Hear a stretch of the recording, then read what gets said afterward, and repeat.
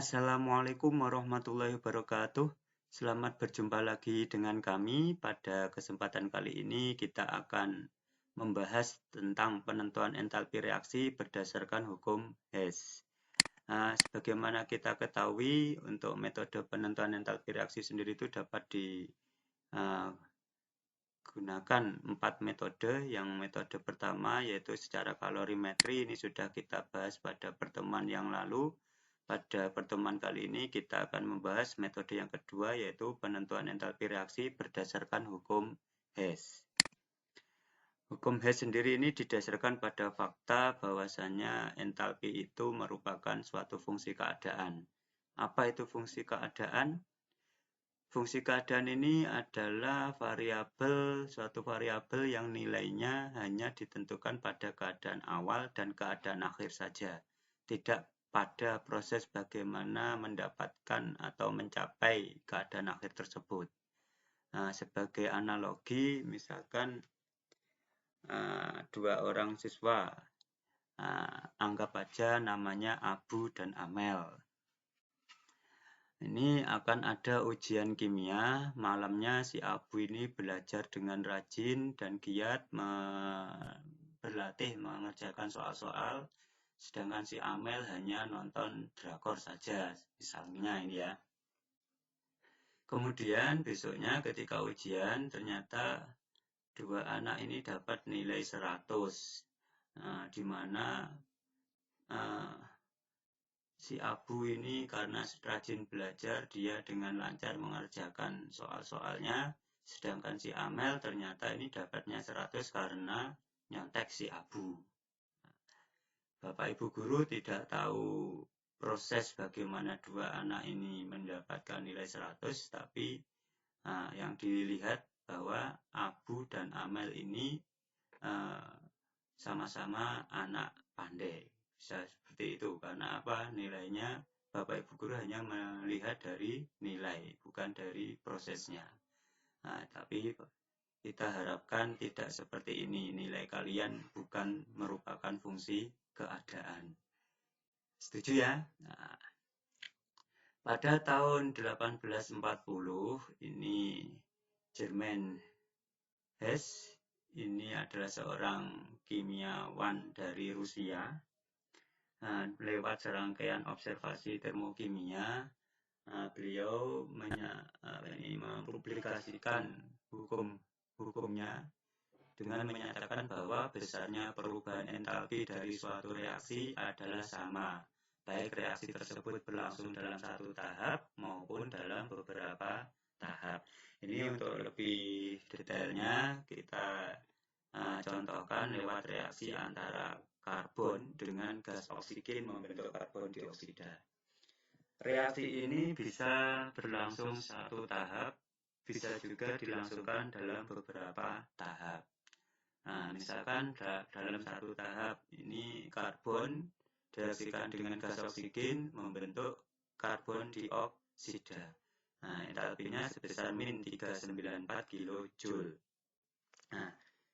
Dapat juga reaksi ini berlangsung dalam beberapa tahap.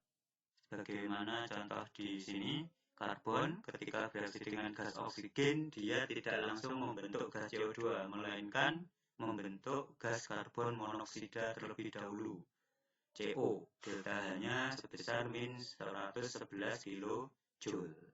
Baru setelah CO terbentuk, ini berlangsung lagi reaksi tahap kedua, CO-nya bereaksi dengan gas oksigen lagi, baru membentuk gas karbon dioksida.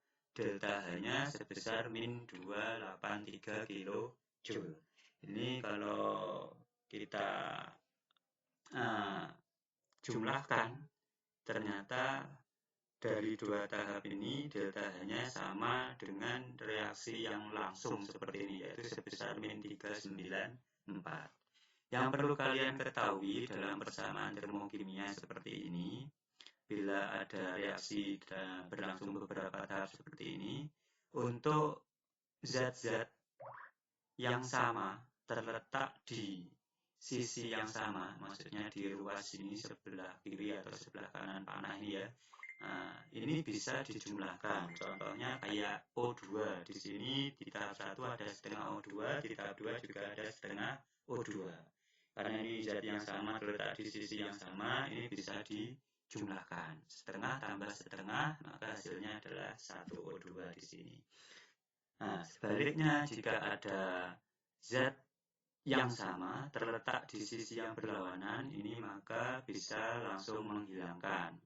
Nah, contohnya seperti ini di tahap 1 ada CO terletak di ruas kanan atau di sisi kanan panah, dan di tahap 2 ada CO terletak di ruas kiri, di sisi kiri panah, maka ini bisa langsung dicoret. Maka secara total reaksinya yang sebelah kiri panah ini tinggal C dan O2, CO-nya sudah hilang, sedangkan di sebelah kanan tersisa hanya CO2. Delta-nya nanti untuk delta akhir ini tinggal kita jumlahkan entalpi-entalpi yang sudah ada di sini. Sehingga ini baik cara pertama secara langsung maupun cara kedua, ini ternyata entalpi akhirnya adalah sama. Maka dari hukum Hess ini kita bisa gunakan untuk menentukan entalpi dari suatu reaksi yang belum diketahui melalui reaksi-reaksi lain yang sudah diketahui entalpinya, yang dimana ketika kita total akan menghasilkan reaksi yang belum diketahui entalpinya tadi. Ini adalah hukum Hess. Ini analoginya seperti kalau cara yang pertama ini suami yang pulang kerja langsung pulang ke rumah. Nah, untuk yang kedua ini suami yang pulang kerja, dia tidak langsung pulang ke rumah, tapi mampir-mampir terlebih dahulu. Nah, tapi nanti jarak yang dihasilkan dari tempat kerja ke rumah itu sama, karena yang dihitung hanya titik awal dan titik akhir, mampir-mampirnya tidak dihitung. Mbak-mbaknya ini suka suami yang langsung dari pulang kerja langsung pulang ke rumah, atau pulang kerja mampir-mampir dulu baru pulang ke rumah.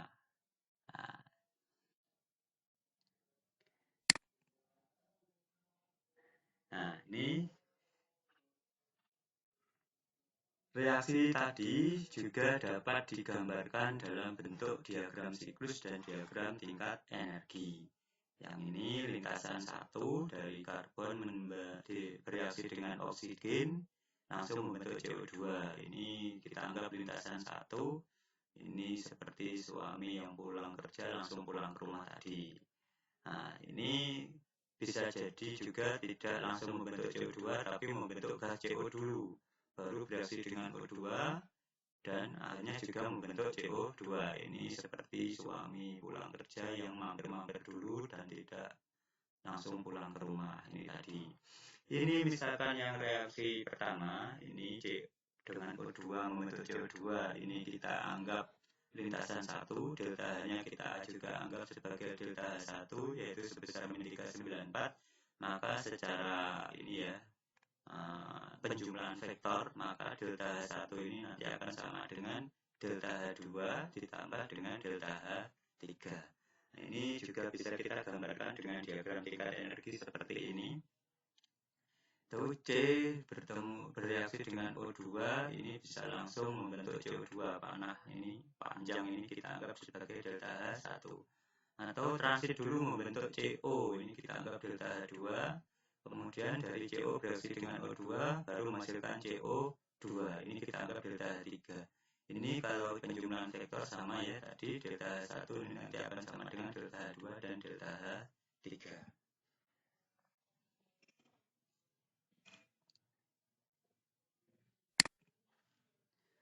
Nah, ini sebagai contoh.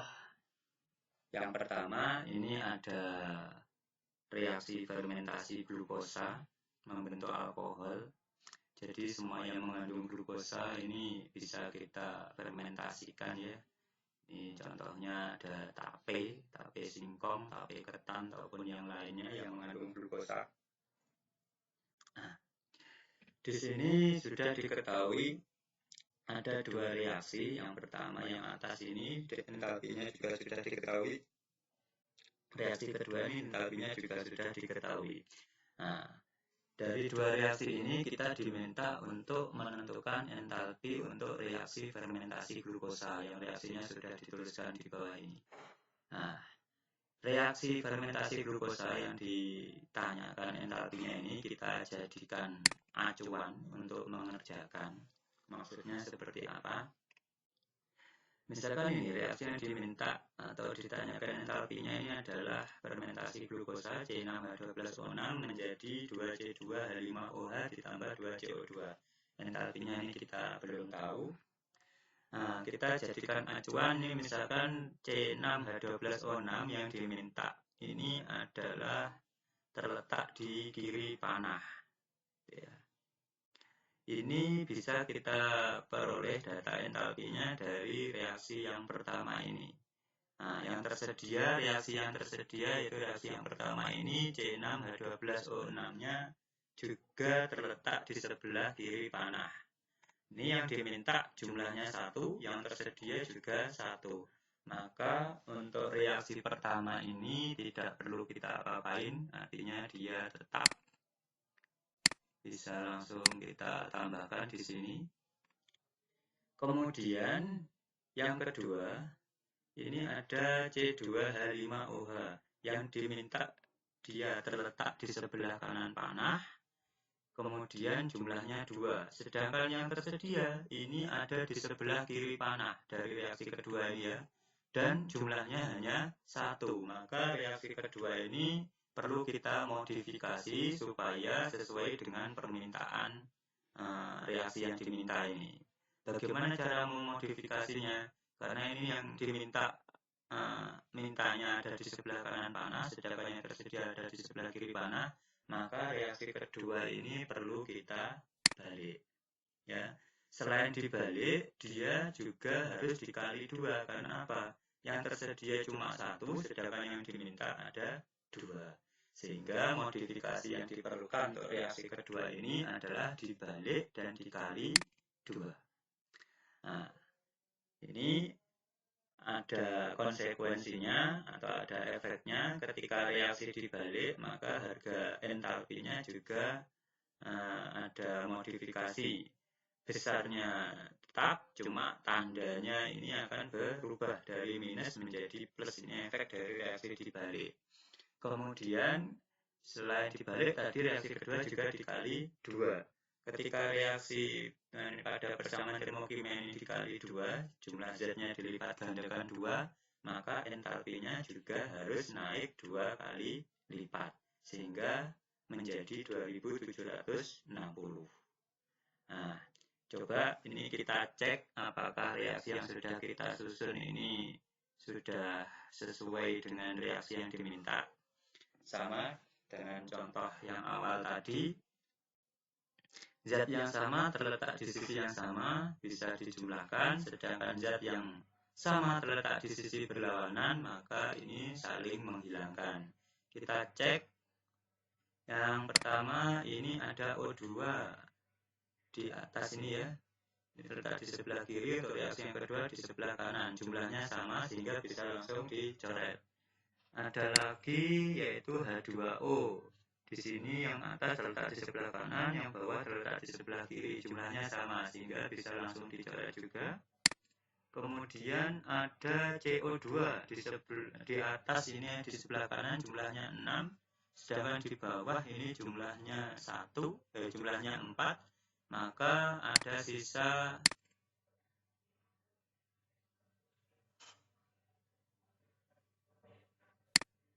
2. Ada sisa 2. Maaf, ini harusnya 2 ya, bukan 4.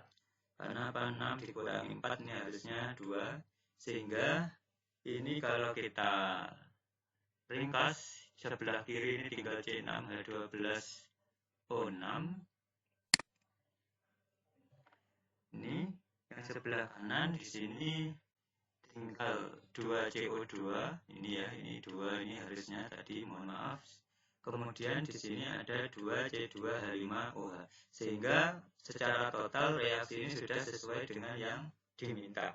Nah, sehingga untuk hasil akhirnya kita tinggal menjumlahkan saja entalpi yang sudah kita susun di sini. Nah, dan diperoleh hasilnya sebesar min 60 kJ.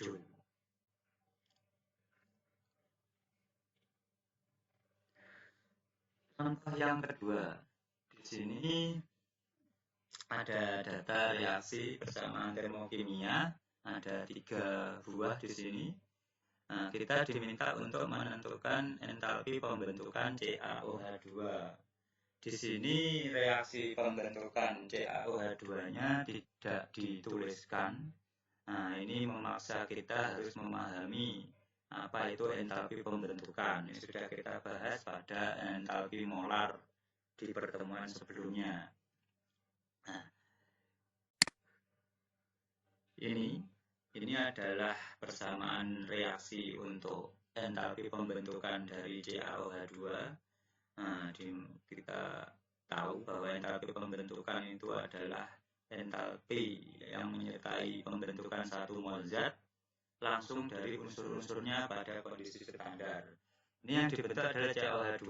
Ini karena yang dibentuk harus 1 mol zat, maka koefisiennya di sini harus 1. Karena koefisien pada persamaan termokimia itu menunjukkan jumlah mol zat. Nah, di sini unsur-unsur yang membentuk CaOH2 adalah Ca, O2, dan H2. Nah, di sini untuk unsur-unsur gas selain 8A ini umumnya berada dalam bentuk diatomik, tidak ada oksigen gentayangan sendirian ya. Dia membentuk O2 yang lebih stabil. Hidrogen juga demikian. Dia membentuk gas diatomik H2. Seperti itu. Nah, ini secara persamaan reaksi sudah setara, jumlah atom kiri dan kanan sudah sama. Ini adalah reaksi pembentukannya CaOH2. Delta H-nya belum tahu. Kita akan coba hitung dari persamaan termokimia yang sudah ada. Misalkan di sini ada Ca yang diminta 1 terletak di sebelah kiri panah. Ini bisa kita peroleh datanya dari reaksi kedua. Nah, ini terletak di sebelah kiri sudah sama, cuma jumlahnya 2. Yang diminta 1, yang tersedia 2. Maka reaksi kedua ini perlu dimodifikasi supaya sesuai dengan permintaan, yaitu dengan cara membagi 2 atau mengkalikannya setengah. Sehingga jadinya seperti ini. Ketika dibagi 2, maka efeknya delta H-nya juga harus dibagi 2. Tuh. Kemudian O2 ini ternyata di sini di data ini ya, yang reaksi yang tersedia ini ada 2 reaksi yang mengandung O2, maka ini tidak bisa kita jadikan acuan, bisa langsung kita lewati, yaitu dengan H2. H2 di sini yang diminta di sebelah kiri panah jumlahnya 1, sedangkan yang tersedia di sini dari reaksi pertama ini letaknya sama di sebelah kiri panah tapi jumlahnya 2, maka reaksi pertama ini perlu kita modifikasi, yaitu dengan membaginya 2, sehingga delta H-nya di sini juga harus dibagi 2. Diperoleh min 285,5. Yang terakhir di sini ada CaOH2, mintanya di sebelah kanan panah.